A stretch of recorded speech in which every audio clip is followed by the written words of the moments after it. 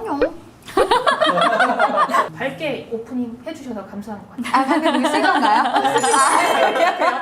네, 전 좋아요. 전 쓸래요. 제가 이 강사라는 직업을 알아보기 위해 다양하게 조금 조사를 해봤더니 이 강사라는 직업을 너무너무 하고 싶은데 사실 그들의 인권이 완벽하게 지켜지지 않아서 그거를 보장받을 수 없어서 고민하시는 분들이 상당히 많더라고요. 그리고 이 질문을 양성을 하시면서 가장 많이 들어보셨을 것 같더라고요. 이 부분에 대해서 좀 어떻게 생각을 하시는지 좀 자유롭게 좀 얘기를 한번 해보도록 할게요. 일단은 기업에서 강사님들을 계약직으로 쓰는 이유는 있어요. 일단 뭐가 있을까요? 첫 번째는 한 강사님이 10년 동안 만들어낸 컨텐츠가 없어요. 그래서 기업에서는 새로운 컨텐츠를 계속 요구하고 하지만 한 강사님이 할 수 있는 건 한정적이에요. 그러니까 한 2년, 3년 정도를 강사님이 근무를 하시고 나면 늘 같은 대상자를 만나는 거잖아요. 그러니까 매번 새로운 걸 그렇게 만들어내기는 쉽진 않거든요. 그렇게 되면 기업 입장에서는 당연히 강사를 교체해야 되겠다라는 생각을 할 것 같고요. 두 번째는 강사님들의 문제도 있어요. 어떤 문제냐면 강사님들은 강의 외에 다른 건 안 하려고 하세요. 그 외에? 네. 라는 게 뭐가 있을까요? 그러니까 이제 교육에 관련된 여러 운영이라든지 기획이라든지 뭐 어떤 곳은 강사님들이 조직 문화 관련한 직원 이벤트라든지 이런 것들도 하거든요. 근데 그런 걸 안 하고 우리가 왜 그런 걸 해야 하죠? 저희는 강의하는 사람인데요. 만 하다 보니 한정적인 거예요. 기업에서 시킬 수 있는 것들이. 근데 예를 들어서 기업이 매출이 막 발생을 해서 영업을 막 하고 바쁜 기간에는요, 교육을 못 하거든요. 네. 그때는 강사님들이 쉬어야 돼요. 그렇게 되면. 그럼 기업 입장에서는 사람한테 함부로 돈을 주면서 이렇게 놀리진 않잖아요. 기업이라는 곳은. 그렇죠.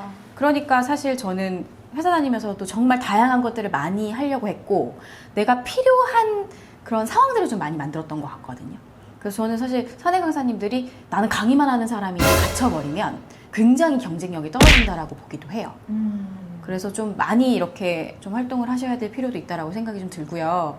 그리고 개인적으로는 저는 강사님들이 왜 다 2년 계약직이에요? 이렇게 질문을 하시면 맞아요. 오히려 더 잘 됐어요 라고 얘기하거든요. 왜냐면은 한 곳에서 10년, 20년 강의하실 게 아니라면 2년 백화점에서 일해보시고 2년 어디 그 뭐 주유소에 관련된 그런 회사에서 일을 해보시고 2년은 통신사 관련한 사내 강사도 해보시고 2년은 자동차 업계의 사내 강사도 해보시고 이렇게 해서 조금씩 경력을 쌓으시잖아요. 그러면 나중에 프리랜서로 나왔을 때 너무나 다양한 곳에서 강의를 할 수가 있어요. 그래서 저는 장기적으로 봤을 때 내가 계약직이냐 아니냐는 중요하지 않다. 직장의 개념이 아니고 지금은 직업의 개념이기 때문에 멀리 내다봤을 때 저는 강사가 다양한 곳에서 강의 경력을 쌓는 건 더 좋다라고 봐요. 저희 네. 직장인들 같은 경우, 일반 네. 직장인들 같은 경우는 사실 한 업종에서 3년 정도가 돼야 음. 인정이 된단 말이에요. 그래서 사실은 여기저기 내가 경험을 쌓고 싶고 이 업종을 알고 싶다고 해서 이직을 하는 게 사실 저희는 쉽지 마이너스예요. 맞아요. 굉장히. 근데 네. 혹시 그렇게 이직을 했을 경우에 나중에 프리랜서로 전향을 하거나 혹은 다른 회사로 계약을 한다고 했을 때 연봉에도 변화가 있나요? 다 있죠. 네, 있죠. 높아집니다. 업그레이드해서 다르네요, 가는 거죠. 저희랑. 그러니까 이제 강의를 하는 게 중요한 거지 어떤 업종에 있는 게 중요한 건 아니거든요. 그러니까 자동차 업계 사내 강사에 있다 하더라도 통신업계 사내 강사로 이직을 하긴 어렵진 않아요. 강의를 했던 경력이 중요한 거지 그 업종에 대한 경력은 아니거든요. 네, 그래서 그 개념을 좀 바꿔보시면 이게 지금 계약직이다 아니냐를 가지고 불평을 하시는 것보다는 어떻게 하면 이 세계 안에서 내가 나의 업그레이드를 할 수 있을까를 좀 더 고민해 보시는 게 더 빠른 길이라는 생각도 들어요. 네. 지난번에도 우리 왜 얘기했듯이 교육이 달라지는 게 아니라 상품만 달라진다, 서비스만 달라진다라고 표현했던 것처럼 내가 그 곳에서 2년이든 또는 길게 가서 뭐 3년, 또 짧게 1년이 있더라도 안에서 뿜어낼 수 있는 거 다 뿜어내시고 내화시킬 수 있는 거 내화로 만들어서 가지고 나서 다른 회사 또는 나만의 프리랜서로 활동하시면 정말 어디서나 러브콜을 받지 않을까라는 네. 생각을 합니다. 이번에 드릴 질문은 사실 강사TV를 내용을 보고 사실 생각을 한 거였어요. 이게 원래는 지금까지는 사실 모든 게 다 오프라인으로 진행을 하고 오프라인으로 정말 대면으로 해서 리액션을 받으면서 강의를 나가셨는데 코로나라는 게 터지면서 이제 강의들이 많이 줄어들고 그러면서 이제 여러 업종이나 일반 직장인들도 이 나라에서 받을 수 있는 혜택을 좀 받을 수 있었어요. 근데 프리랜서 강사분들은 그거에 대해 제대로 보호를 받지 못하시는 분들이 많다고 하시더라고요. 이 코로나가 이번만의 문제는 아닐 것 같아요. 사실 앞으로 10년 후에, 20년 후에 똑같은 문제가 발생을 할 것 같은데 이거에 대한 미리 대책을 할 수 있는 게 있을까요? 사실 제도적으로 우리나라의 제도를 바꾸기는 사실 힘들 거라 생각을 합니다. 저도 나가서 사회운동을 할 수는 있지만 사회운동 할 시간에 열심히 공부하고 강의를 하는 모습이 훨씬 더 좋겠다라는 생각도 했던 것 같아요.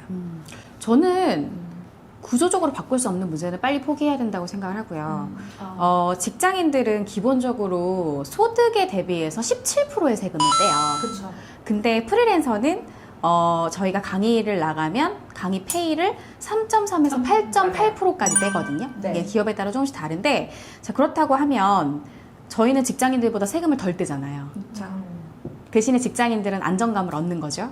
고용 안정이라는 것을. 근데 저희는 고용 안정은 없지만 그만큼 직장인들보다 더 다양한 곳에 가서 자유롭게 일을 할 수 있는 또 그 혜택이 좀 있는 것 같아요. 네.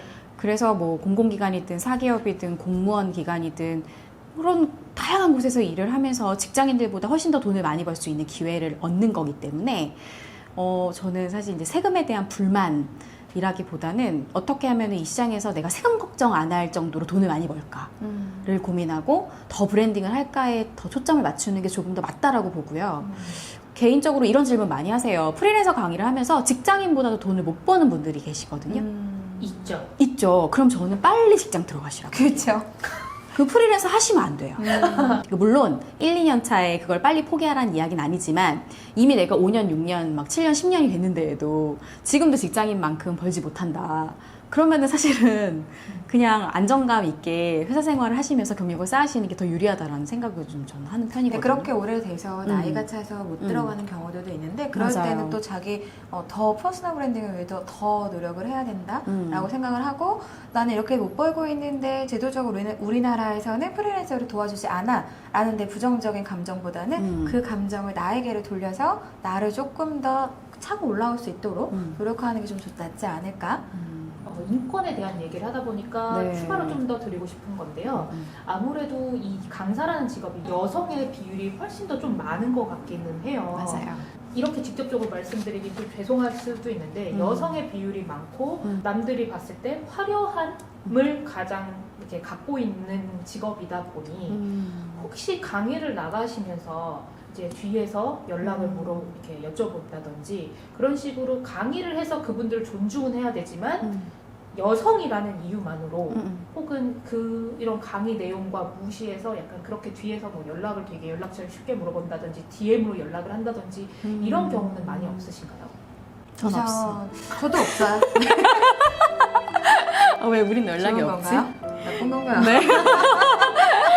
근데 확실히 여자들이 좀 유리한 거는 맞는 것 같고요. 특히나 남성들이 많은 조직에서는 여자 강사님을 거의 선호한다고 보시면 돼요. 그러니까 이것도 보면 네. 그래요. 사실은 우리가 그러면 안 되는 성차별적인 맞아요. 시선이긴 하지만 네. 근데 저는 지금 컨설팅을 하면서 느끼는데요.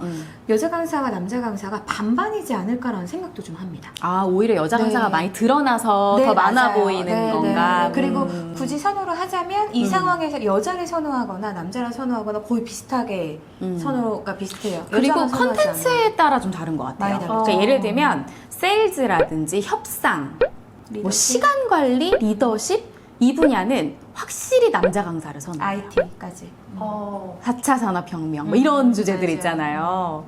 근데 이제 뭐 소통, 공감, 뭐 CS 이쪽 분야는 또 여성분들을 선호하는 것도 있는 것 같아요. 이거 역시도 주제가 약간 성차별의 느낌을 맞아요, 맞아요. 여자분들도 사실 그 주제를 충분히 다룰 수 있고 할 수 있죠. 남자분들도 반대로 소통을 할 수 있는데 네. 왜 이렇게 주제에 따라 성별이 나눠져 있는 게 약간 좀 그러네요. 그래도 우리나라의 현재 한국의 문화상에서 현재까지 와 오던 것들이 너무 다 잘못됐다. 이제부터 바꾸자. 확 다 갈아엎어 이게 아니라 현재 문화와 앞으로 다가올 문화 그리고 과거의 문화를 다 병합하는 과정에서 보자면 사실은 각자의 성에 맞는 교육들이 조금씩은 있다라는 생각을 하기도 해요.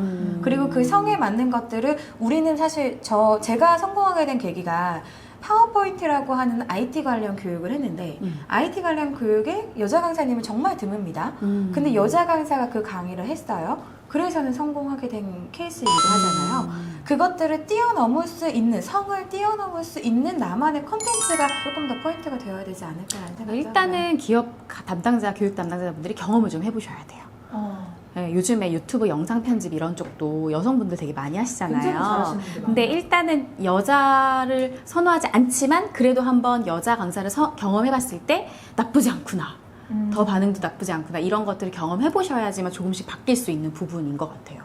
사실 지금 네. 이 주제 자체는 사실 강사님들만의 노력으로는 되지는 않겠네요. 네, 또 기업에서 쉽지 이제 강사님들을 채용을 하거나 주제를 내보낼 때도 성별에 상관없이 그분의 내용이라든가 컨텐츠라든가 아니면 기획 의도 자체를 보고 판단을 해서 해주셔야 되는데 맞아요. 아직 이 부분은 조금 더 시간이 걸리기는 할 것 네. 같네요. 그래서 얼마 전에 어떤 그 남자 강사님이 CS 교육 의뢰를 받았다가 남자인 걸 알고 결국에는 팽 당했다.